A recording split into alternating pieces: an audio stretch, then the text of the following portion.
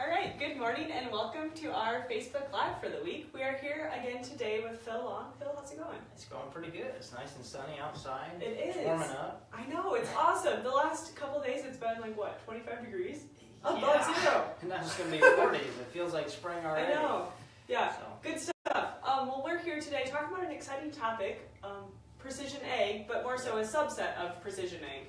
Yeah, so kind of a hot take it topic. away. Yeah. You know, a couple weeks ago, kind of threw in a hot topic, and this is another hot topic. So, bringing in the multi-hybrid discussion. And so last week, precision planting. A lot of people know precision planting for their planter parts and stuff that they've had over the last 10 or so years. Really pushing the planter market, which is cool. So last week they introduced a lot of new things, but I'm not going to talk about all of them. I just want to talk about one of them, which is their new M-Set. Yep.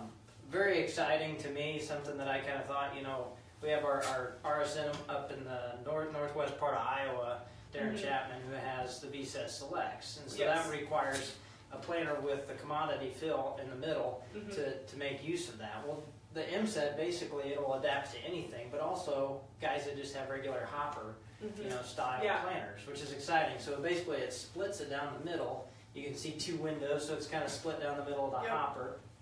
Has a seed level sensor in there to tell you when it's out. And then at the bottom, it has where all the magic happens. It has this little plate, a circular plate that kind of looks like a Pac-Man almost, a little pie-shaped hole out of it. And that basically just rotates and allows a little bit of seed from whichever hybrid is, need to be planted in that area of the field. So a little bit at a time, 400 or 500 seeds or so, come down into the meter and then are planted. So it does that every few seconds and spins until it needs to change a hybrid. Okay. So the only downfall to this, is compared to the V-Set Select, which has amazing ability to change, right on the dot. Right. This is going to have a little bit of delay because obviously there's a few hundred seeds in there, so they're claiming around 20-30 feet of transition time to get to that. But the maps they've shown are pretty amazing. And to me, in terms of multi-hybrid and what guys want to use it for and putting it in the right parts of the field, 20 or 30 feet's not going to make it or break it. Yeah, this is a really neat opportunity to get in on something. So a lot of interesting things coming out of precision planting, and this is just something to me that's pretty exciting. Yeah, for sure. We talked about being a little cheaper to get into certain precision ag aspects, and to me, they always keep things fairly affordable. It's based off the V-Set system and the V-Drive and all that stuff. So if you have that on your planter, it's really not that much more to upgrade per row to get into it. So just an exciting move. It's crazy how much they can, provide options for everyone. Yeah. It's not, you don't have to, you don't have to be at the top of the branch in terms of farmers and acreage and stuff. And it just provides a nice, affordable option. If you don't have to have those perfect, crisp lines in there, it's just a really neat opportunity to provide a lot of people an option to get into it. A couple years ago, I was like, it's going to be years before people are in multi-hybrid. But with advances like this, it's really amazing. I think they'll take some of that fear out of it. The market will turn quickly, probably. Yeah. Good news for you. Yeah, it's job security. It's exciting. And that's why I wanted to bring it up too. Because the multi-hybrid thing is where a lot of that potential comes in terms of yield. So I wanted to talk a little bit about the possibilities, when it comes to multi-hybrid. And so we threw this picture in from Darren Chapman's farm there. He planted a Latham High-Tech Seeds logo prescription in his field. Yep. Unfortunately, I visited him during that time that we had a little issue there in the middle. But it's the most perfect mistake you'll ever have. It is. But, there's a learning curve with everything. Yeah, for sure. This is something neat you can do. However, that's maybe not our end goal for farmers out there, So the next picture kind of gives us a better clue into what multi-hybrid technology looks like in a field. You can see that transition. This is actually a field of soybeans. But, what does it boil down to? Right. To me is kind of the question in terms of multi-hybrid. So when I look at a field, our goal with data management is to pull all that data and information together and find those, micromanage that field. So boil it down to much smaller areas or environments in that field. So are those smaller areas or zones, if you want to call it, are those something that can be corrected, or is it something that you can manage? And by that, I mean, so like something you could correct would be like a fertility issue. Right. So you have a pocket of a pH of 5 out there, you know, that's going to significantly affect how that crop grows.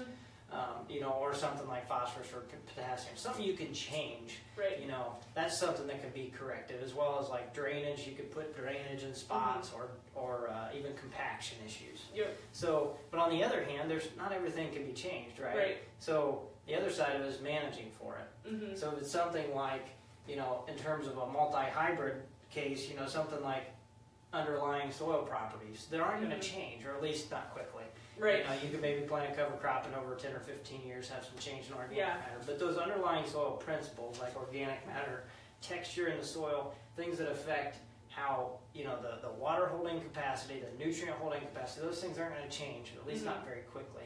You know, and then there's other things like pest problems, you know, like soybean cyst nematode. A lot of times they're in pockets, or white mold, or iron deficiency chlorosis, things like that, that you know are in certain areas of the field that could be managed on a multi-hybrid kind of basis. So you can change that hybrid as you move into a different part of the field and manage it differently based on that stress.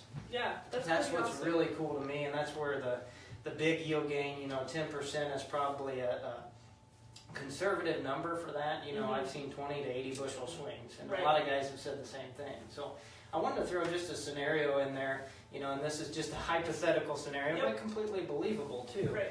So giving you, you know, if we're placing hybrids on your farm, you know, we have, you know, this may not be the terms everybody uses, but racehorse versus a workhorse. So we have kind of those top end hybrids that are just, you know, really aggressive in yield, are just amazing. They can push the limits, the yield potential, the ceiling of that. So, but then on the other end, you got something like a workhorse. So more stress tolerant, disease genes, a lot of traits in that hybrid package that make it, give it the ability to withstand a lot of different stress situations. So I just put in there as a 100-acre field, 60 acres of it are high productivity, versus 40 acres that maybe it's like a sandy knoll or something, you know, compared to your nice beautiful black or silt loam or something here. So you can see how the racehorse does across those two, 260 on the good, 140, it falls on its face. You know, it just doesn't have it underneath it to be able to withstand that, compared to the other end of the scale, which this workhorse is going to do better at that poor productivity. It does better, it's got better root structure, it's got things that allow it to make up ground and be able to conserve when that other one is stressing out. You know, it's hot, it's not able to handle it. So, you know, the swings maybe 50 bushel, whatever the case may be. You can see if you just planted the workhorse, not a good choice. You know, 40% of the field is poor, so probably you should go with the higher percentage in this case, which would be planting a racehorse or a more top-end kind of hybrid. But so if you were able to plant both of those, you can see the benefit there, a couple thousand bushels, but realize this is just a 100-acre field. Yeah. You know, maybe the swings aren't that big in bushels, but you have it on 1,000 acres.